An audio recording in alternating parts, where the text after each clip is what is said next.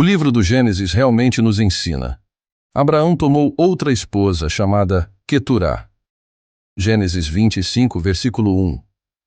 Após a morte de Sara, sua primeira esposa, o patriarca casou-se novamente com Queturá, que deu à luz a ele 6 filhos. Ela lhe deu Zimran, Jokshan, Medan, Midian, Ishbaque e Shuá. Gênesis 25, versículo 2. Isto é tudo o que a Bíblia nos revela diretamente sobre esta mulher, que partilhou os últimos anos da vida de Abraão. Mas seu status exato é debatido. Ela era realmente sua esposa ou apenas sua concubina? No livro das Crônicas, ela é de fato descrita como uma concubina. Os filhos de Queturá, filho de Abraão, concubina. 1 Crônicas 1 ao 32. Ora, na tradição bíblica, a concubina, embora não sendo uma esposa legítima, mantinha um relacionamento contínuo e exclusivo com um homem. Lhe deu filhos, mas permaneceu de qualidade inferior em status para a verdadeira esposa. Parece, portanto, que Queturá começou como concubina de Abraão, antes de mais tarde ser considerada sua esposa, o que explicaria a dupla menção nas Escrituras.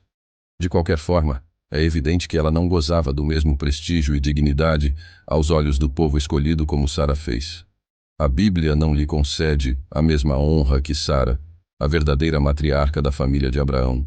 Escutemos o que diz o apóstolo Pedro sobre Sara. Sara obedeceu a Abraão e chamou o Senhor. Vocês se tornarão suas filhas, se fizerem o que é certo e não cederem ao medo. 1 Pedro 3 ao 6.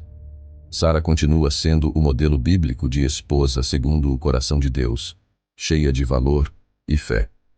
Nada disso é dito sobre a modesta Queturá. No entanto, apesar de seu status humilde como esposa de segunda categoria, Queturá participou da providência providencial de Deus, dando à luz os 6 filhos de Abraão. E esses filhos se tornariam os ancestrais das tribos árabes estabelecidas a leste da terra de Israel.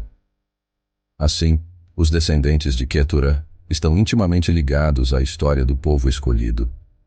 Em particular, as Escrituras nos dizem que a tribo dos midianitas originou-se do filho. E os filhos de Midian, Efá, e Éfer, e Enoque, e Abida, e Eudá. Todos estes eram descendentes de Queturá. Gênesis 25, versículo 4. Esta tribo midianita teria laços estreitos com Israel, pois, fugindo do Egito, Moisés teria encontrar refúgio na terra de Midian. Moisés fugiu de Faraó e foi morar em Midian, onde se sentou junto a um poço. Êxodo 2, versículo 15. Lá, ele conheceria Zípora, filha do sacerdote midianita, que se tornaria sua esposa. Assim, os descendentes de Queturá estão diretamente entrelaçados com a história do povo escolhido e seus começos. A despretensiosa Queturá nos ensina uma lição importante. No misterioso plano de Deus, cada pessoa tem um papel preciso a desempenhar, por mais modestas que possam parecer as suas condições ou capacidades.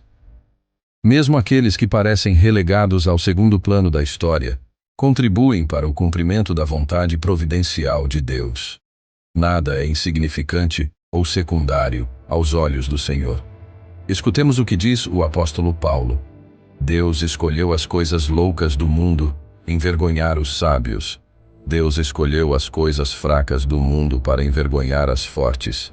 Deus escolheu as coisas humildes deste mundo, e as coisas desprezadas, e as coisas que não são, para confundir as que são. 1 Coríntios 1, versículo 27 ao 28. Sim, o plano de Deus muitas vezes realiza-se através dos pequenos, dos fracos, daqueles que o mundo não vê. Como Queturá acolhendo Abraão e dando à luz os filhos da promessa divina, nós todos somos chamados a acolher com humildade e confiança o papel único que o Senhor quer confiar para nós. Nada acontece por acaso na história da salvação. Todos são preciosos aos olhos de Deus e chamados a servir em seu lugar a vinda de seu reino do amor. Certamente a imagem de Queturá, às vezes podemos nos sentir relegados a segundo plano, ignorados ou subvalorizados aos olhos dos homens.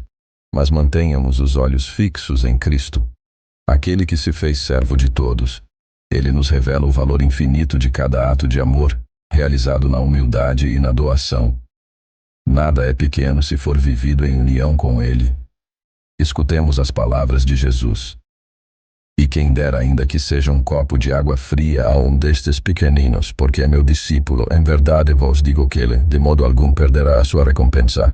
Mateus 10, versículo 42. Sim, em Cristo, o menor ato de serviço assume valor eterno. Unida a Ele, até a existência mais humilde torna-se fecunda para o reino de Deus. Como Quetura, acolhamos com confiança a parte que o Senhor deseja confiar-nos, oferecendo o que somos, por mais limitados que sejamos. Na simplicidade do coração, escutemos o Espírito Santo para discernir como Deus quer para nos usar. Onde o olho humano vê apenas fraqueza, o olhar divino já contempla a maravilha que Ele pode realizar em nós e através de nós. Ousemos ter confiança. Meditemos em Queturá, a figura de Queturá. Uma mulher humilde e discreta, mas tão preciosa para o plano de Deus. Que o seu exemplo nos ajude a acolher também a missão única que o Senhor deseja confiar a nós. Que possamos avançar com confiança e alegria no caminho que temos diante de nós, nunca desanimados. Depois de meditar sobre a figura discreta de Queturá e o papel que Deus lhe confiou, tentemos agora esclarecer alguns aspectos mais misteriosos relacionados a essa mulher. Na verdade, as Escrituras permanecem muito elípticas sobre suas origens e identidade exata. Numerosas questões animaram os comentaristas bíblicos ao longo dos séculos. Examinemo-los com prudência, num espírito de investigação humilde e confiante. Primeiro, um debate recorrente diz respeito à possibilidade de Queturá ser na verdade apenas outro nome para Hagar, a serva egípcia, que deu à luz a Abraão, um filho chamado Ismael. Recordemos brevemente o relato bíblico. Depois de anos de esterilidade, Sarai, esposa de Abrão, deu-lhe como concubina sua serva Hagar para lhe dar um filho. Hagar concebeu um filho a quem Abrão chamou de Ismael. Gênesis 16. Mais tarde, porém, Sarai, agora Sara, ficou com ciúmes de Hagar e pediu a Abraão que a banisse e o filho dela. Deus então permitiu esta provação dolorosa. Gênesis 21. Agora Queturá aparece na narrativa bíblica somente após a morte de Sara, como a nova esposa, e de 6 filhos. Daí a pergunta, não seria Queturá, Hagar devolvida a Abraão após a morte de Sara? Várias pistas podem sugerir isso. Primeiro, Hagar e Quetura nunca são mencionadas juntas, e o destino subsequente de Hagar permanece desconhecido depois que ela foi expulsa a pedido de Sara. Além disso, o próprio nome, Queturá, significa incenso, perfume ou perfumado, em hebraico. Poderia ser um título honorífico dado a Hagar após seu retorno, como recompensa por sua fidelidade. Alguns padres da igreja, como João Crisóstomo, já defenderam esta posição. Para eles, não havia dúvida de que Hagar, após um período de provação, foi reintegrada na família de Abraão sob o nome de Queturá, num espírito de reconciliação e unidade. No entanto, outros enfatizam que nada no texto bíblico identifica formalmente Hagar com Queturá. Os seus filhos também são diferentes, o que parece incompatível com a ideia de que são as mesmas pessoas. Além disso, esta seria a única ocorrência na Bíblia de um personagem que mudou completamente de identidade por vontade própria. Portanto, na falta de certeza bíblica, a identificação de Queturá com Hagar só pode permanecer no estágio de uma hipótese atraente, mas não verificável. O debate permanece aberto entre os proponentes de ambas as posições. Na dúvida, é melhor não decidir muito rapidamente o que escapa ao nosso conhecimento. No entanto, quer Queturá seja Hagar ou outra mulher, o significado teológico permanece o mesmo. Esta esposa de segunda categoria simboliza a eleição divina, que pode bater a todas as portas, mesmo aquelas que não esperaríamos. Ela inaugura uma posteridade de bênçãos mais ampla do que a descendência legítima. Nesse sentido, sua identidade importa menos do que a promessa que ela carrega. Outro aspecto misterioso sobre Queturá. A Bíblia permanece em silêncio sobre suas origens, raça e cidade. Mais uma vez, abundaram hipóteses ao longo dos séculos para preencher este silêncio bíblico. Procuremos discernir alguns deles, sem esquecer os limites da especulação. Uma primeira pista concebível é que Queturá também veio da região de Canaã, como Sara, a primeira esposa de Abraão. Antes de ser chamado, Abraão realmente vivia entre os cananeus. Ele poderia, portanto, ter escolhido Queturá desse mesmo povo. Outros pensam numa origem próxima mas distinta, como os arameus. Mas outros exegetas preferem uma proveniência do Médio Oriente. Queturá pode ter vindo da Península Arábica, lar de alguns de seus filhos, como os midianitas. Sua aliança marcaria então a entrada dos povos daquela região na bênção de Abraão. Vários padres da igreja, como Agostinho, acreditam que Queturá pode ter vindo de lugares ainda mais distantes, como a Etiópia ou o sul do Egito. A sua posteridade evocaria assim a universalidade da salvação em Jesus Cristo, estendendo-se até toda a humanidade. Finalmente, como vimos acima, o próprio nome Queturá significa incenso ou perfume, em hebraico. Alguns deduzem daí uma origem ligada a regiões produtoras de especiarias como a Arábia ou o Iêmen. Aqui, novamente, isso permanece no nível da conjectura. Alguns exegetas e teólogos desde os primeiros séculos cristãos propuseram a ideia de que Queturá pode ter sido uma mulher de pele negra, de origem africana. Esta hipótese baseia-se, em particular, no fato de que vários dos filhos que Queturá teve a Abraão têm nomes associados na Bíblia a povos do sul, potencialmente negros em pele. É o caso de Midian, ancestral dos midianitas, localizado por alguns no noroeste da Arábia, ligada às populações africanas. Já no século IV, São João Crisóstomo via Queturá como uma etíope, ou seja, uma mulher da Núbia, região localizada ao sul do Antigo Egito. Segundo ele, Queturá seria assim uma esposa das nações, ao contrário da legítima matriarca, Sara do povo escolhido.